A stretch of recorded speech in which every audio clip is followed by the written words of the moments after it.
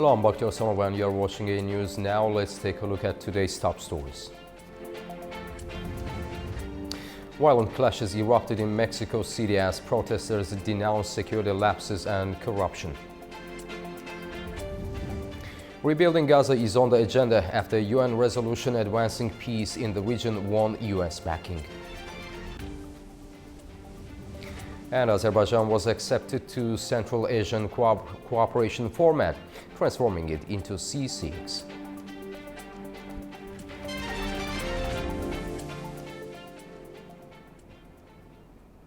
Russian forces' attack against Ukraine killed at least 4 civilians and injured at least 17 others over the past day, regional authorities reported on Sunday.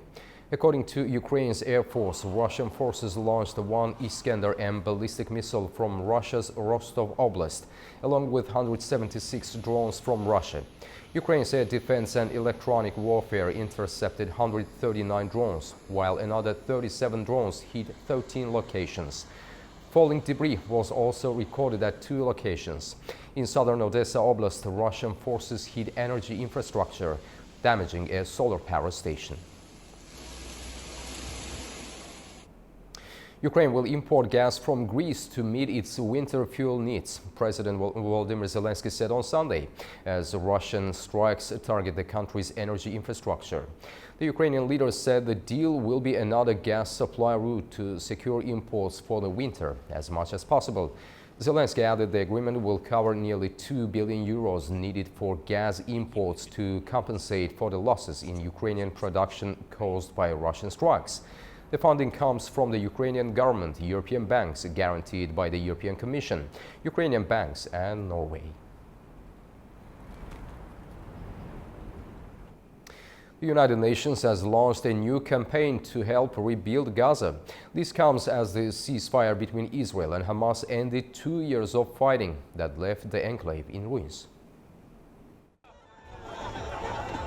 Palestinians in Gaza City, supported by local organizations and United Nations agencies, launched a campaign aimed at rebuilding the enclave, much of which has been reduced to rubble after 2 years of war. A US-backed ceasefire agreement between Israel and Hamas took effect in October, ending 2 years of fighting that began with deadly Hamas-led attacks on Israel. Dozens of participants, including UN officials, volunteers and Gaza residents, attended the ceremony in the city centre and joined clean-up activities. The initiative also serves as a message of resilience, signalling that Gaza's residents are determined to revive their city. It is time for all of us, from all sectors, to stand united to put an end to this suffering and to send a message to the world that this land holds what is worth living for and that we are a people capable of creating life. Today, this message is embodied through this coordination and joint work with Gaza Municipality, the Chamber of Commerce, the NGO network, and our colleagues from UN and international organizations. We came today to reaffirm that we all stand with our Palestinian people. The programme, launched under the slogan "We will rebuild Gaza," includes daily solid waste collection and is preparing plans for the winter season to ensure proper management of water and wastewater.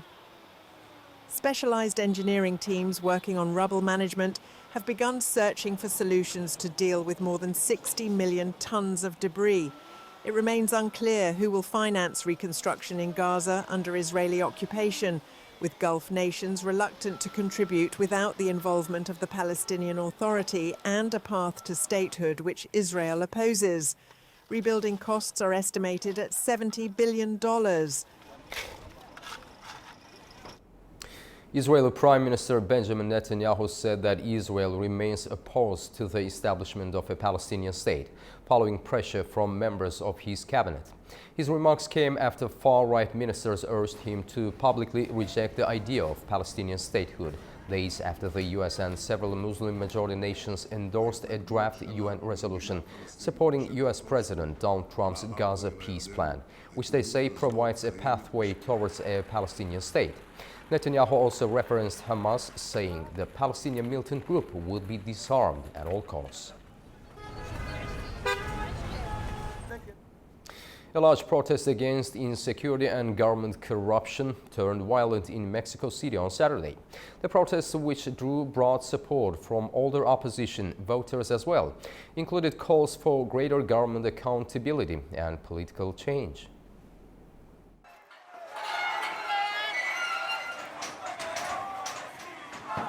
Thousands of people have rallied across Mexico, protesting against growing crime, corruption, and impunity. The demonstration was organized by members of Generation Z, but ended with strong backing from older supporters of opposition parties. At least 120 people, mostly police officers, were injured as thousands marched through Mexico City.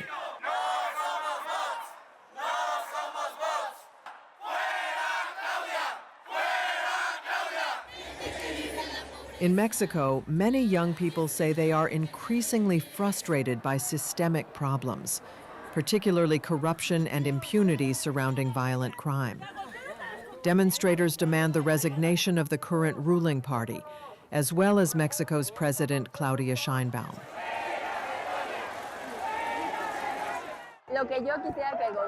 What I would like is for the government to stop being so permissive with crime and drug trafficking, to control them, and to stop extorting people.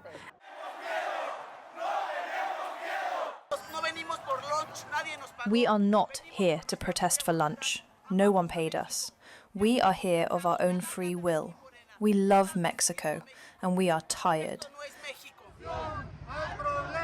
Another main focus of protest is Carlos Manzo, former mayor of Michoacán State in Mexico. He was shot dead in the city center on November 1st while he attended a Day of the Dead festival. He was known for speaking openly about drug trafficking gangs in his town and cartel violence. We came because of what happened to Carlos Manzo. For me, this is living proof that people have woken up. We cannot be in the hands of a country ruled by crime. No more, no more. I think this is the limit. The protest in Mexico City forms part of a broader wave of Gen Z-led demonstrations around the world this year. Movements driven by young people, born between the late 1990s and early 2010s, have erupted in several countries. Recently, largest Gen Z protests took place in Nepal in September, following a ban on social media and led to former Prime Minister KP Sharma Oli's resignation. Madagascar also saw major protests that month, initially driven by severe, prolonged water and electricity shortages that exposed wider government failures and corruption.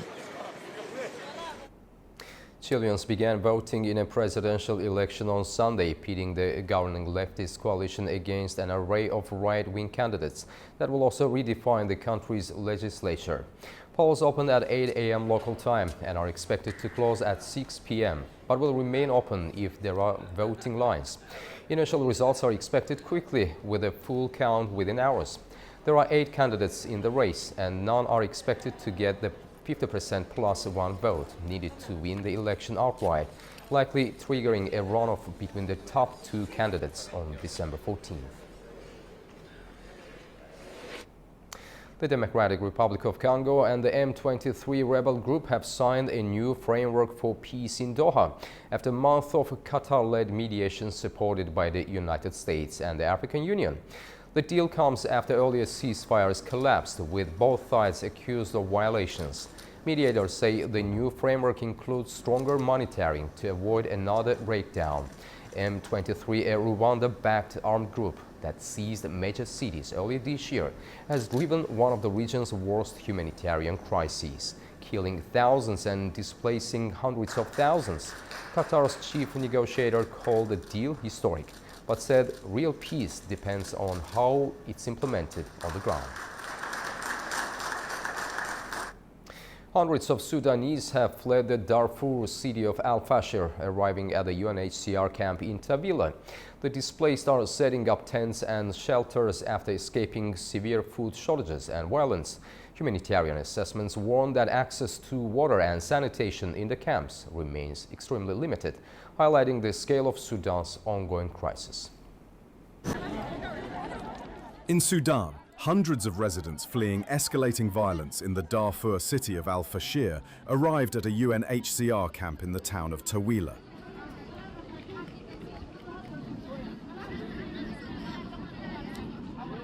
The newly displaced registered at the site before setting up tents and makeshift shelters, having escaped severe hunger and insecurity in Al-Fashir. A recent assessment in Tawila showed that even before the latest influx, only 10% of people living in the camps had reliable access to drinking water, while access to latrines and sanitation facilities remained even more limited. The new arrivals are placing additional pressure on already overstretched services. Sudan's conflict, which began in April 2023 between the Sudanese Armed Forces and the paramilitary Rapid Support Forces, has been described by the UN as the world's largest humanitarian crisis.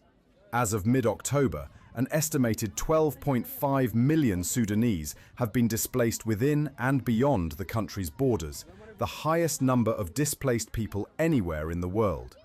Following recent RSF attacks in Al-Fashir and across the Kordofan region, a further 140,000 people have been forced to flee their homes.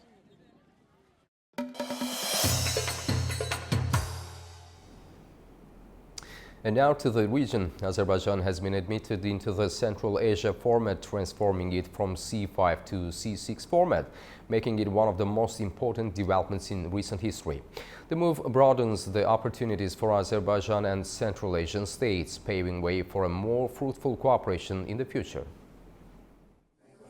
Azerbaijan has been granted full membership status in the Central Asia Consultative Meetings, marking a significant step in regional cooperation. The decision to this effect was made at the 7th Central Asian Consultative Meeting. With the admission of Azerbaijan to the Central Asian format, the country composition of the format increases to 6. From now on, alongside Kazakhstan, Kyrgyzstan, Tajikistan, Turkmenistan and Uzbekistan, Azerbaijan is also part of the format. Azerbaijan and the countries of Central Asia are united within the framework of a single regional format. From now on, Azerbaijan will participate in meetings held within the framework of Central Asia. The admission expands regional cooperation and reinforces Azerbaijan's position as a key partner in Central Asia's economic and strategic development. Historical, cultural, spiritual ties between countries are becoming a political center. With Azerbaijan on board, Central Asian states can coordinate more closely on issues like energy security, transportation, climate resilience, and digitalization. Today, Azerbaijan and Central Asia serve as a vital link and bridge between East and West, North and South. The development of the Middle Corridor is of strategic importance for our countries. Joint efforts to modernize the transport and logistical infrastructure, synchronize and digitalize customs procedures, open up vast opportunities for increasing the volumes of cargo, strengthening economic resilience, and expanding cooperation in international markets.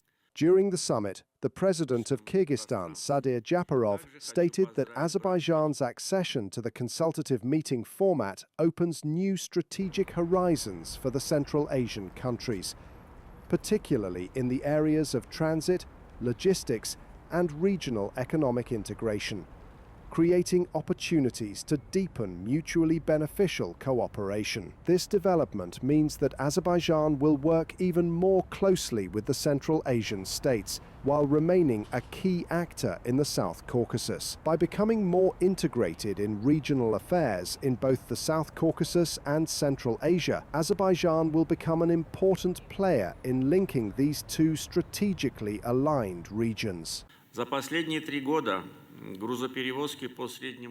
Over the past 3 years, cargo transportation along the Middle Corridor through Azerbaijan has increased by 90%. transit time along the corridor has significantly reduced. The Alat International Port, which is expected to reach a throughput capacity of 25 million tons per year in the coming years, the Baku-Tbilisi-Kars Railway, 9 international airports, the region's largest cargo airline, and other factors have transformed Azerbaijan into an international transport hub. I am confident that the agreements reached in Washington this August to connect the mainland of Azerbaijan with its Nakhchivan Autonomous Republic will contribute to expanding transit opportunities for international transportation. The construction of the Zangezur corridor on the territory of Azerbaijan is nearing completion.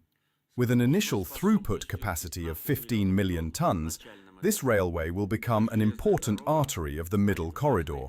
Construction of the highway that will form part of the Zangezur corridor is also nearing completion.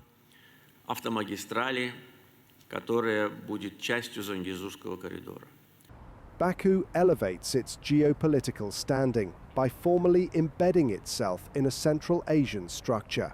This strengthens its leadership role in the broader Turkic world and expands its diplomatic reach beyond the South Caucasus. United States has exempted Kazakhstan's main oil export pipeline, the Caspian Pipeline Consortium, and 2 major oil field ventures from sanctions imposed on Russian energy companies. The license follows the U.S. decision in October to add Rosneft, Lukoil, and 34 subsidiaries of those companies to a new sanctions package targeting Russia's energy sector. The Treasury's Office of Foreign Assets Control issued a general license authorizing all transactions related to the Caspian Pipeline Consortium. The exemption is designed to ensure operational continuity while preventing any changes in the ownership structure, particularly for Russian entities subject to sanctions. Iran's Foreign Minister Abbas Araghchi said that Tehran is no longer enriching uranium at any site in the country. Araghchi said all Iranian facilities remain under International Atomic Energy Agency safeguards and monitoring, adding that there is no undeclared nuclear enrichment taking place.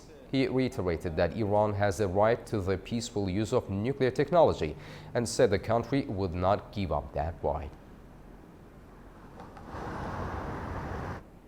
And Baku has become a hub for the next generation of tech leaders as the ITU Global Youth Celebration 2025 opened today, bringing together young innovators, government officials, and industry experts under one roof. From artificial intelligence and cybersecurity to satellite communications and space technology, participants gathered to share ideas and explore how youth can shape the next era of digital transformation. Our Aytan Shukurova has more from the summit.